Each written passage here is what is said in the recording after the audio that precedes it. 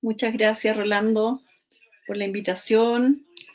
Gracias a quienes organizaron esta actividad y a quienes están escuchando.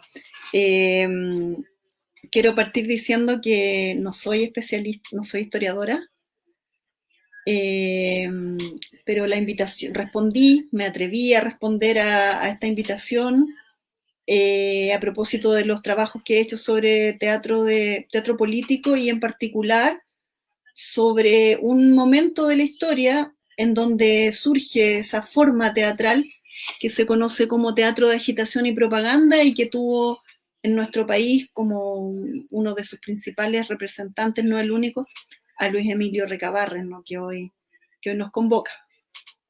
Partir diciendo que, como muchos objetos perdidos en el largo siglo XX, como dice Hobsbawm, el teatro político no ha sido tan analizado como pudiéramos pensar. No hay un corpus tan abundante desde la estética ni desde la filosofía política del teatro político de los años 20, que es el momento más o menos donde uno puede encontrar el, los inicios de esta forma particular, que es el teatro de agitación y propaganda, que después fue adquiriendo otros títulos, teatro obrero, eh, teatro social, de otra forma, teatro político, pero yo me quiero quedar principalmente con estos dos conceptos, el de teatro de agitación y propaganda, por la claridad y también porque fue el que usaron los mismos artistas, ¿no?, de agitación y propaganda. Pero sí, los mismos artistas del siglo XX, hombres y mujeres de teatro, teorizaron sobre esta relación, entonces eran a la vez pensadores, pensadoras y dramaturgos y actores, actrices, eran intelectuales, revolucionarios, militantes que estaban experimentando mucho con el teatro como medio de acción, que me interesa porque luego revisando el trabajo teatral de Recabarren me encontré con las mismas discusiones que habían tenido los primeros artistas de la Revolución Rusa. Y bueno, ya otros intelectuales, artistas más emblemáticos como Brecht, Piscator, un poco después, Augusto Boal, acá en América Latina, Darío Fo. Han hecho a la vez teatro y además han teorizado sobre las relaciones entre teatro y política. Lo que voy a hacer hoy día es presentar algunas de las características de estos teatros obreros, teatros de agitación y propaganda, que se dieron simultáneamente que se multiplicaron, podríamos decir, a partir de las primeras experiencias de teatro de agitprop, de agitación y propaganda en la Unión Soviética en los años 20, incluso un poco antes, y luego en Europa y en América Latina, tomando otras formas a lo largo del siglo XX y otros nombres. En los 60 se habla de teatro de intervención o teatro de teatro-acción. Pero me interesa en la concomitancia finalmente de estos movimientos artísticos, la simultaneidad entre estos movimientos artísticos de experimentación y las revoluciones, ¿no? Cómo las revoluciones pueden nutrir también la experimentación artística, un poco en el sentido, contrariando un sentido común según el cual el arte en un proyecto político se termina subyugando y termina empobreciéndose desde el punto de vista artístico. Lo que nos muestran estas experiencias de teatro, de agitación y propaganda, eran artistas militantes activos que estaban pensando distintos dominios de la producción teatral, desde cómo se dirige, cómo se ejerce el poder, qué momentos del proceso se abren a los espectadores, los lugares del teatro, los propósitos también del teatro, siguiendo esa premisa de Brecht, de para quién sirves, para quién trabajas, pero que la podemos encontrar también en Recabarren, ¿no?, antes de Brecht. Decir entonces algunas cosas que me parece interesantes, generales, sobre teatro de agitación y propaganda, para luego ponerlo en relación con Recabarren. Un autor importante es Meyerhold, que él mismo fue un hombre de teatro y que se propuso junto con otros directores, otras directoras, actrices, primero poner en cuestión la cuestión del lugar del teatro, o sea, sacar el teatro de la sala de teatro para llevarlo a la calle, a la fábrica, a las manifestaciones políticas, los lugares más álgidos de lucha social, pero también los lugares en donde transitan las clases populares, el mundo trabajador, que no tenía acceso al teatro burgués. ¿Ya? Entonces ahí hay un punto importante que es la cuestión de dónde llevamos el teatro, ¿no? De romper los muros y de llevar el teatro a situaciones y lugares de acción política. Eso creo que es importante. Otra dimensión importante es la dimensión de la producción, una dimensión que podemos decir más interna del teatro, en donde estas primeras compañías de los años 20 buscan romper con los códigos que predominaban en la actividad teatral, lo que significaba, por ejemplo, como les decía, abrir las fronteras hacia los públicos, integrar de manera más activa a los públicos, no solamente en algo como que hoy día podríamos ver como un teatro interactivo, sino que también hacerlos participar, por ejemplo, en el desenlace de una historia, mostrar los ensayos para repensar colectivamente cómo representar las luchas, que era lo que se proponía este teatro. Entonces era una revolución en el teatro, por eso también se habla de una revolución en el teatro.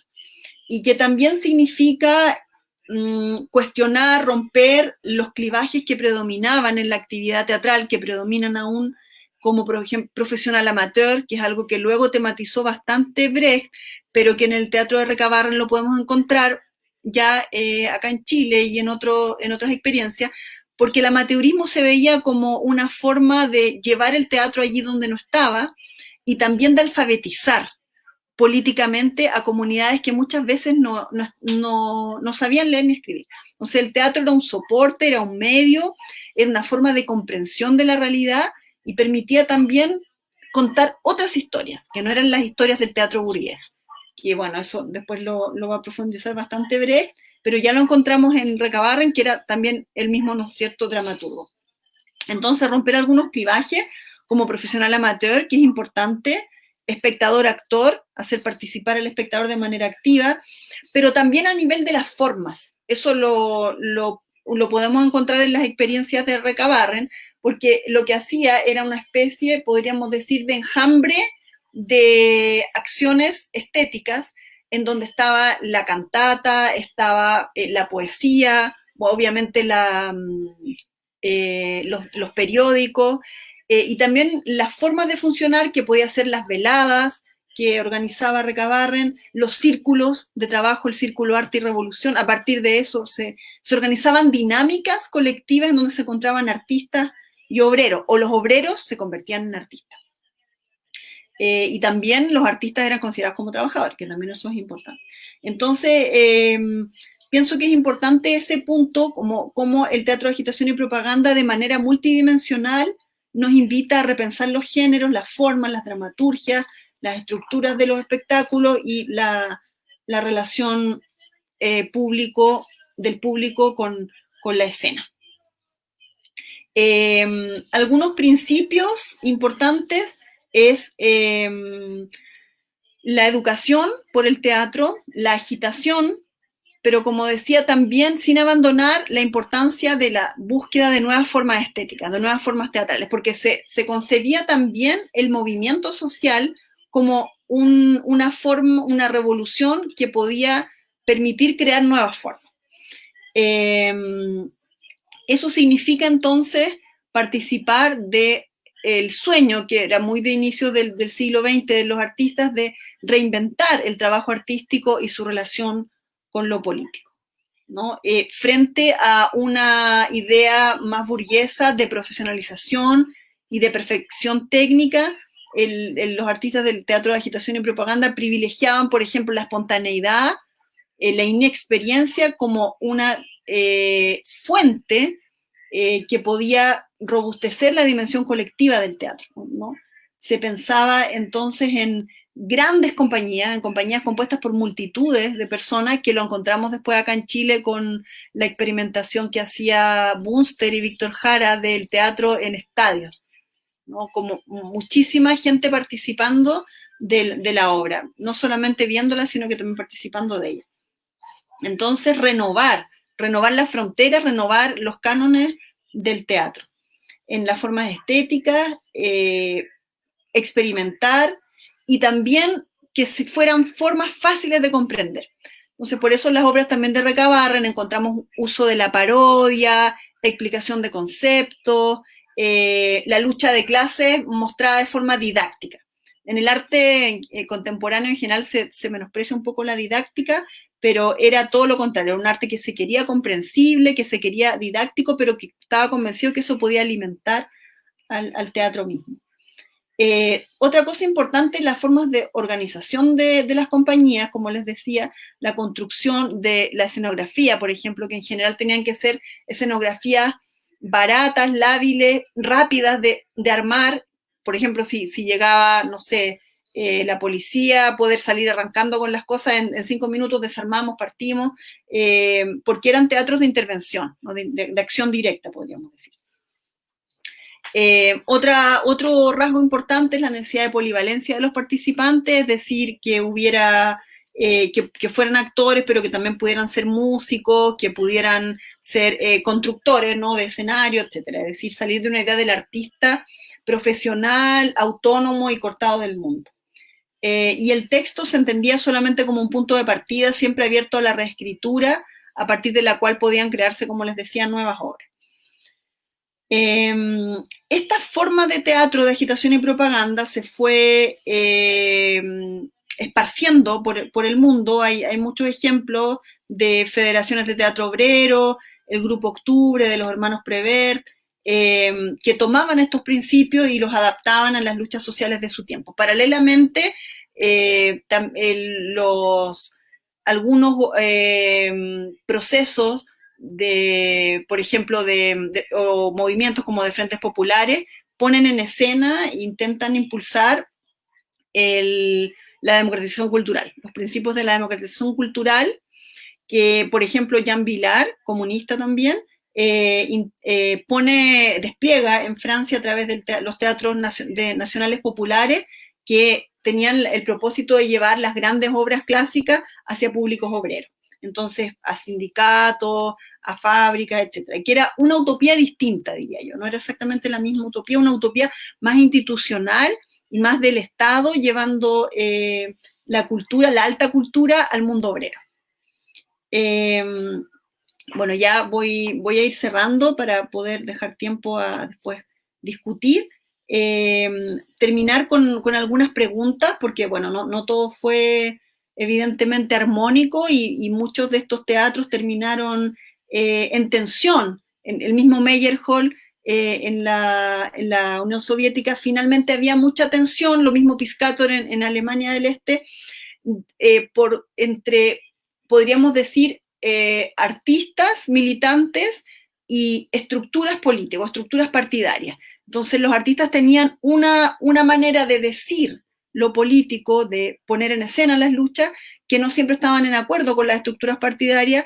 El partido, por ejemplo, criticaba de ser muy directo, de ser muy crudo, pero también en los 20 había mucha experimentación, por lo tanto hubo muchas tensiones que creo que son interesantes de poner acá, también para discutir, retomando la invitación de Catalina, de pensar hoy cómo se articula lo artístico y lo político en el contexto de las revueltas contemporáneas, ¿no? Que yo creo que se parecen las tensiones, y hay también nuevas tensiones. Entonces, dejar estas preguntas ahí abiertas para el debate de cómo pueden convivir las lógicas de eficacia artística y eficacia política, tomando ese concepto de eficacia simbólica, en un proyecto socialista o en un socialismo del siglo XXI. ¿Cuáles son los límites para la autonomía o para esa idea de singularidad de los artistas en proyectos que privilegian lo colectivo sobre lo individual? Y terminar con una frase de Meyerhold, dejarla acá, a propósito de estas tensiones, en donde decía que existen en el teatro un cierto número de elementos indispensables que no podemos soslayar sin pagar el costo de dejar de hacer teatro. Muchas gracias.